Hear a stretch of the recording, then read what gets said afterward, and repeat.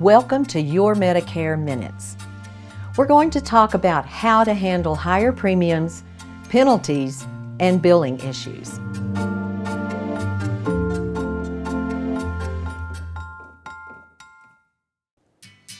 Sometimes people end up with higher Medicare premiums, either because they enrolled late or because their income is higher.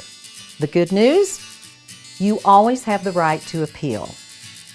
Let's go over how these charges work and what you can do if something doesn't seem right.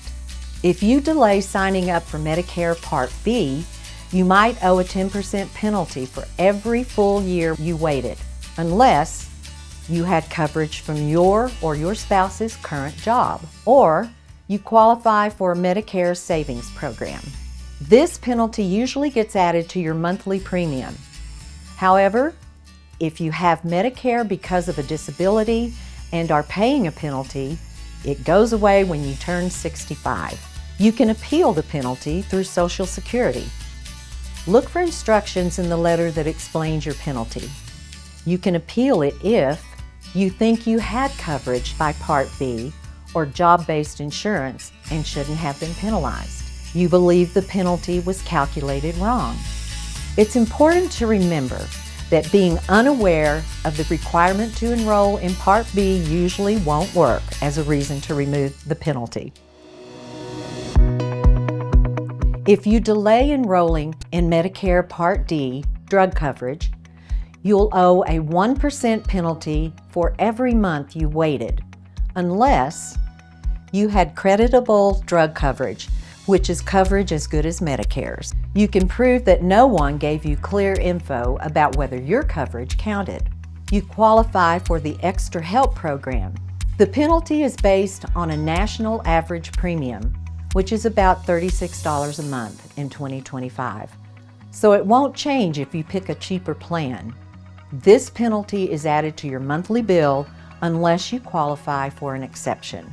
If you get Medicare due to a disability, your Part D penalty also ends when you turn 65.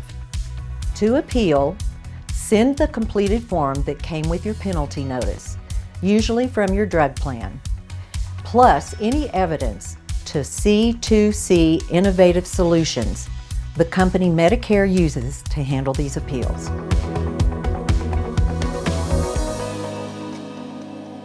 If your income is above a certain amount, you might be charged an income-related monthly adjustment amount, or IRMAA, on top of your usual Part B and D premiums. Social Security will send you a letter called an initial determination telling you if you owe IRMAA. That letter will also tell you how to appeal and request a new initial determination. Ask Social Security to recalculate if your income went down due to a life event like retirement, divorce, or job loss. You think the income info they used is incorrect. Use Social Security's life-changing event form or make an appointment with your local office.